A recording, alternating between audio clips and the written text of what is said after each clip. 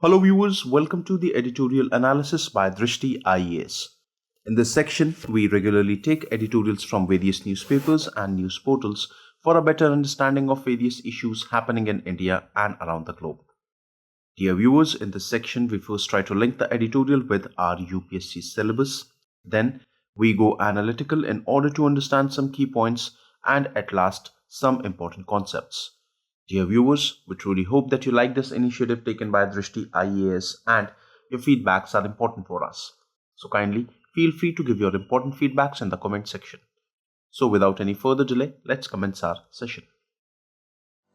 Dear viewer, this video is available in Hindi as well. If you wish to watch it, please visit our Hindi YouTube channel, Drishti IAS. For your convenience, the link for this video in Hindi has been provided in the description below.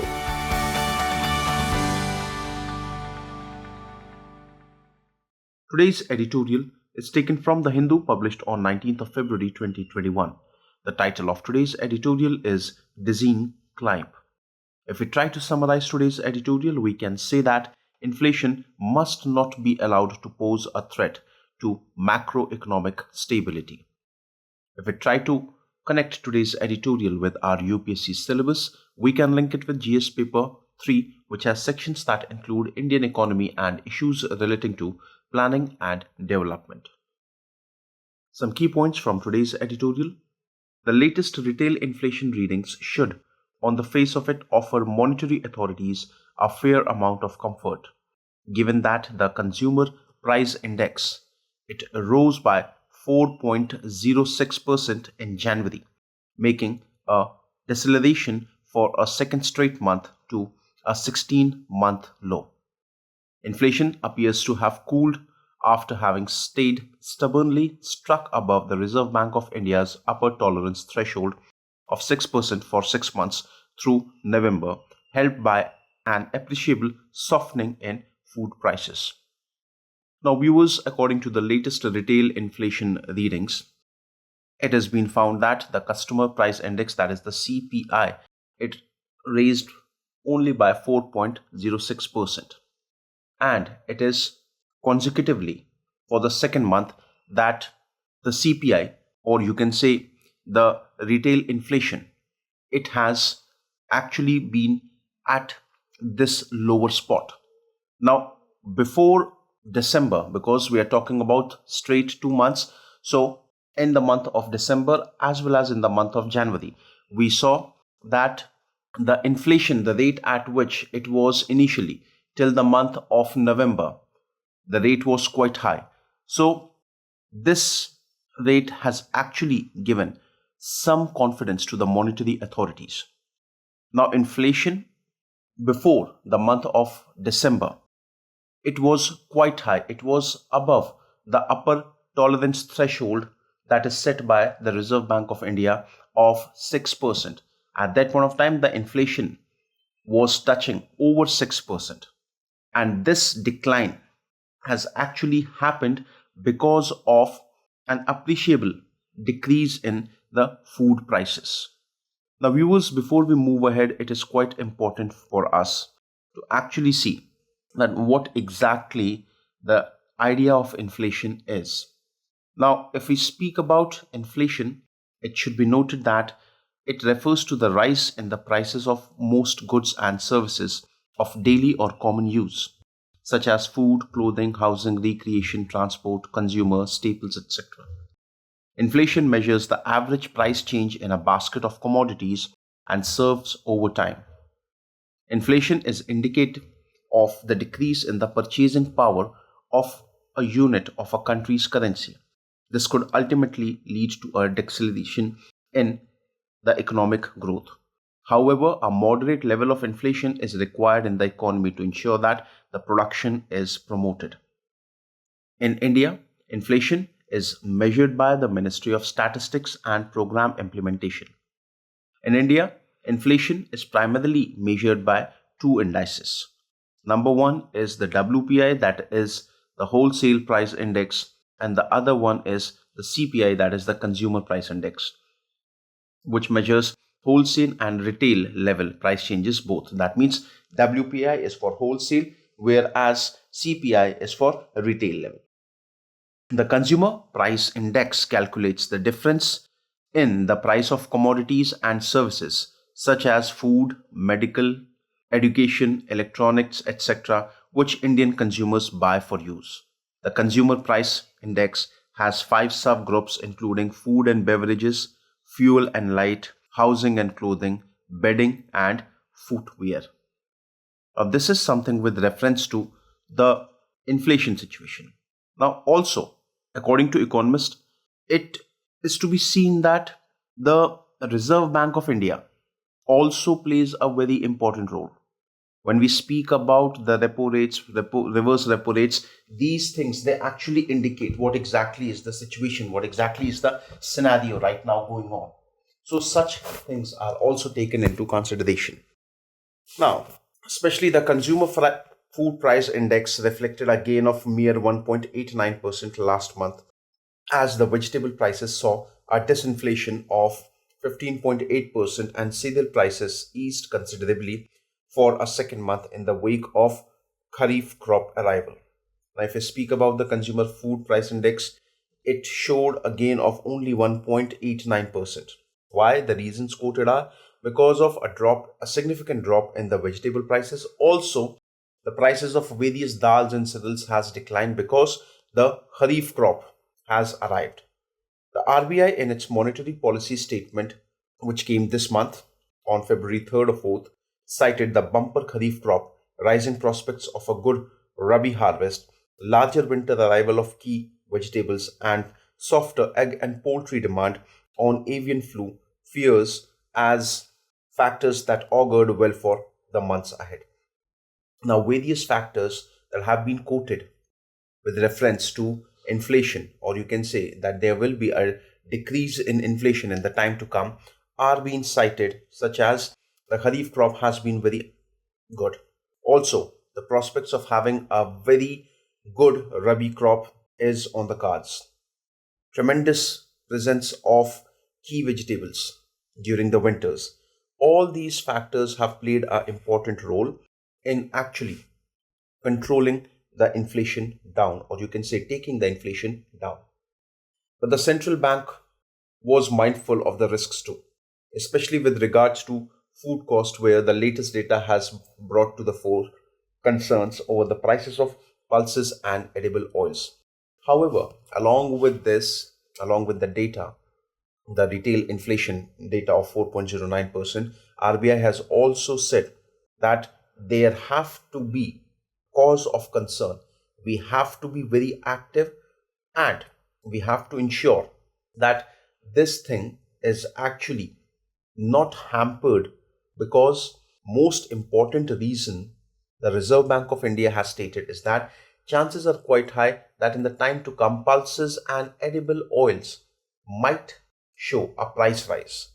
While inflation in pulses and products was 13.4%, that for oils and fats stood at 19.7%. See, you can see yourself here that inflation in pulses was at around 13.4%, whereas for edible oil and fats it was standing at 19.7%. So you can say almost close to 20% increase.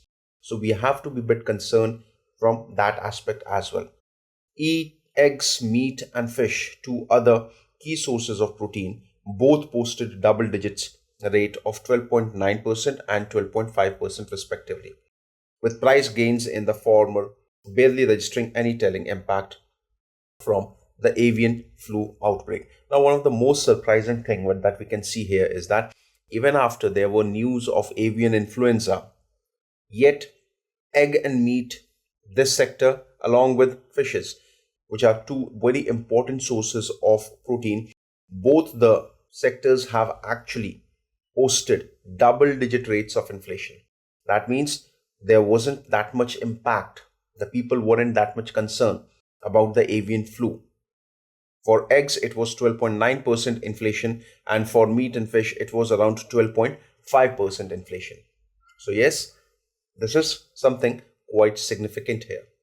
If we talk about the present scenario, now with the favorable base effect beginning to wane, Inflation moderated by more than 100 basis point in February 2022 to 6.58% before slowing top 5.84% in March. The outlook is far from reassuring.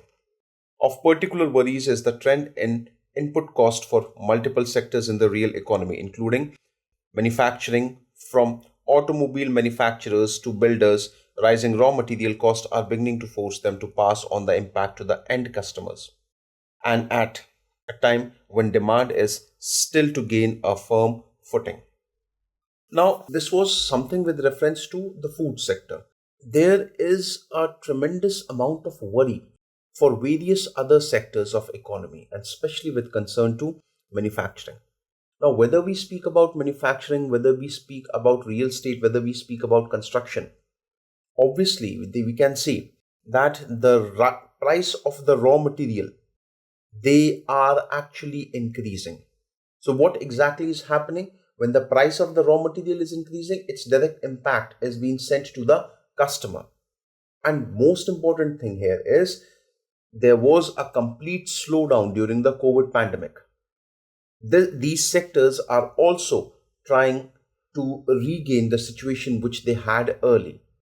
But if the inflation in these sectors continue to increase, then it is going to be very difficult for these sectors to actually stand once again. The latest IHS Markit India Manufacturing Purchasing Managers Index points to the sharpest increase in purchasing costs for more than 2 years as a lingering supply side squeeze fanned inflammatory pressures and manufacturers raised their product prices at the fastest pace in over a year. Now, according to a data that was provided by IHS Markit Indian Manufacturing Purchases Managers Index, they are saying that the manufacturers are increasing. They are actually increasing the price of their products at a very fast pace in the past 1 year, because the reasons are quite obvious. It is to be seen. The reasons are very simple. Last 1 year has been completely full of zero economic activity. If not zero, we can say that the economic activity was very less. So in order to rejuvenate themselves, the manufacturing sector is following this strategy that they are raising the price of their products, so at least they could control whatever losses they are incurring. The way forward, add to the mix the unrelating and dizzying climb in transportation fuel prices to newer and newer records highs in recent days, and the outlook for inflation becomes distinctly darker. Now, again, one more very important thing that is to be seen here is what could be the impact of the rising fuel prices on inflation. Now, we all know when the price of fuel increases, then it has got some or other kind of impact on increasing the inflation. So this is something which is to be taken under consideration.